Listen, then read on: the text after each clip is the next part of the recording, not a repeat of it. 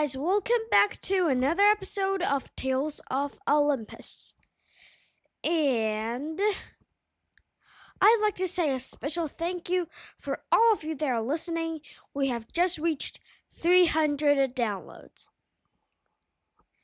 And today's story is about beauty, power, and a curse that echoes through time. This is the tale of Medusa, before the snakes, before the stone, and before the nightmare.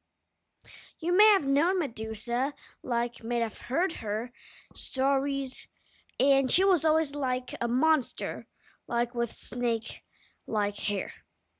But she wasn't always a monster. In fact, she was once the beautifulest mortal woman. Because her hair shimmered like sunlight on the sea, and her eyes sparkled like stars.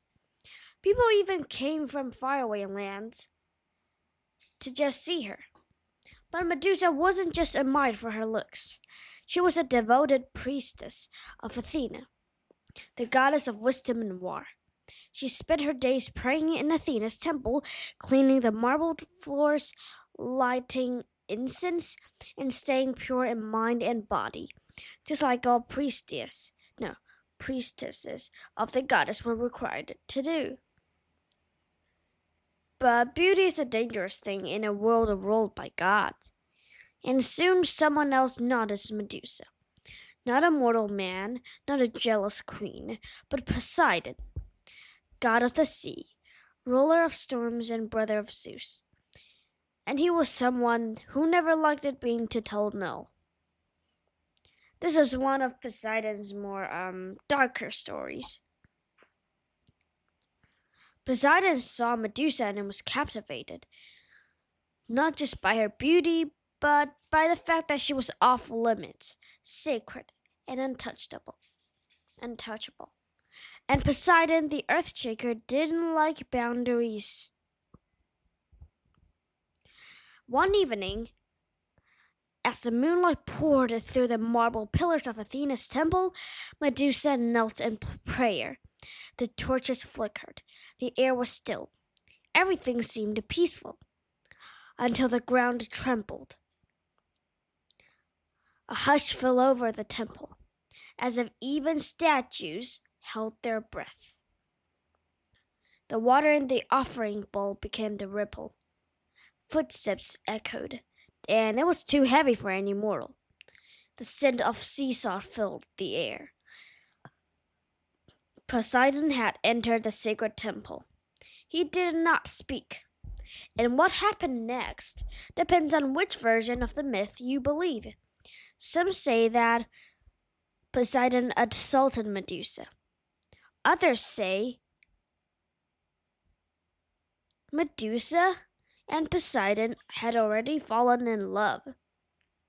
But either way, they violated the sacred space of Athena's temple, a place no god or mortal was ever supposed to dishonor. Medusa cried out in pain and in confusion and in fear. But Athena did not appear. No goddess defended her. No lightning struck the sea god. The temple, pure, silent, and holy, was now shattered by a god's pride. Poseidon vanished, leaving Medusa behind, alone, shaking and ashamed. And that's when Athena returned. Her temples had been defiled, her rules broken, and her priestess no longer pure. But instead of punishing the one who caused the destruction in the first place, Athena turned her fury toward Medusa. Athena stood before Medusa, her face as hard as the stone columns of her temple.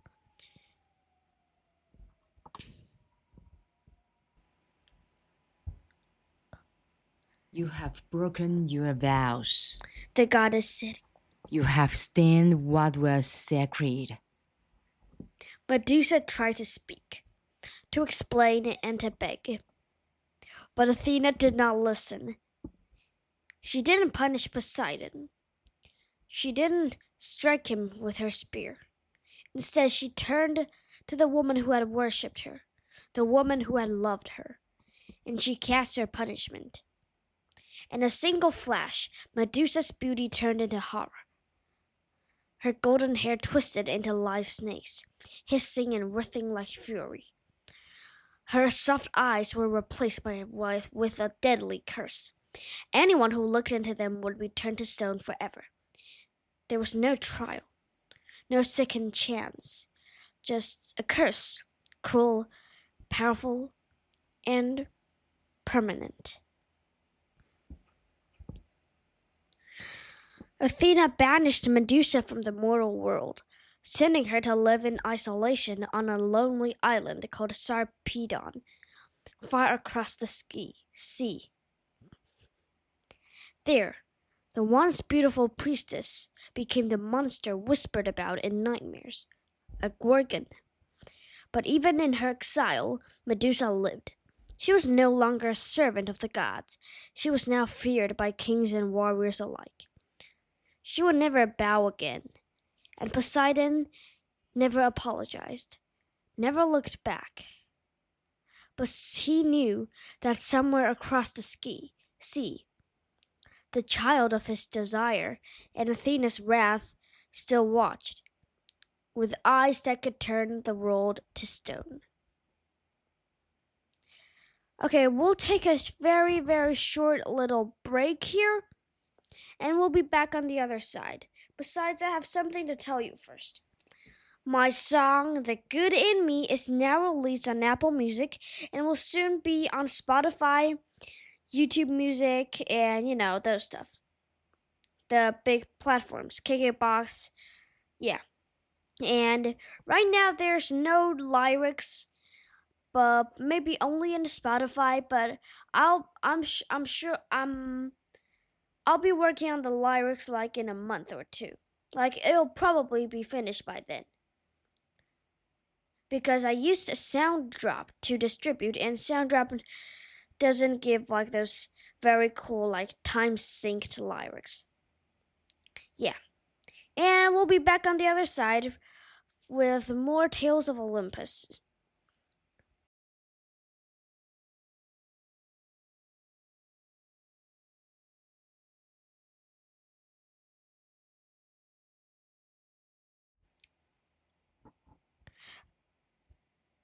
Okay, now we're back. So let's continue to the next part of the story. Time passed, and Medusa's island became a place of fear. Warriors who came to slay the Gorgon never returned. Statues, frozen in fear, lined the rocky cliffs of her exile. She didn't chase them, she didn't hunt them. They came to her and she survived. But all stories end, and Medusa's end came with a swing of a sword, held by the hero Perseus, son of Zeus. We'll talk about him in probably the next season, which is I'll talk about like tons of heroes and like Heracles. I mean, we already finished Heracles. Maybe we'll talk about Perseus, Theseus, and all those Aeases in the next few episodes. But maybe right now we'll just focus on the gods' main stories and more detailed ones too. So, anyways, Perseus, guided by the gods, armed with a mirror-like shield from Athena and a curved blade from Hermes, Perseus found the sleeping Gorgon and struck. He never looked directly at her. He was clever and quick.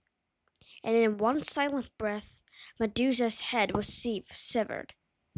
But that's not the end, because as her blood spilled onto the ground, two beings burst from her body, fully formed, powerful, and divine. It was Pegasus and Chrysaor. Pegasus was the winged horse of legend, pure white, born from the sea and the sky. And there was Chrysaor, a golden warrior, shining like the sun, carrying a sword from birth. Both were children of Poseidon. Both were hidden inside Medusa all along. And there were all a final twist in the tale no one expected. Some say Athena claimed Pegasus after Medusa's death, using the winged horse to carry her battle armor and stuff. And most people say that Pegasus was then like free also, but he was later tamed by the hero Bellerophon, another son of Poseidon, which practically made them half brothers. Well, but some people even say that Poseidon had always planned it, that this was his legacy through Medusa. He hidden from the gods. Well, what about Athena's punishment? Well, here's something most myths won't tell you. Not all versions blame Athena. In some ancient stories, it said Athena wasn't punishing Medusa, but transforming her to protect her, giving her the power to never be hurt again.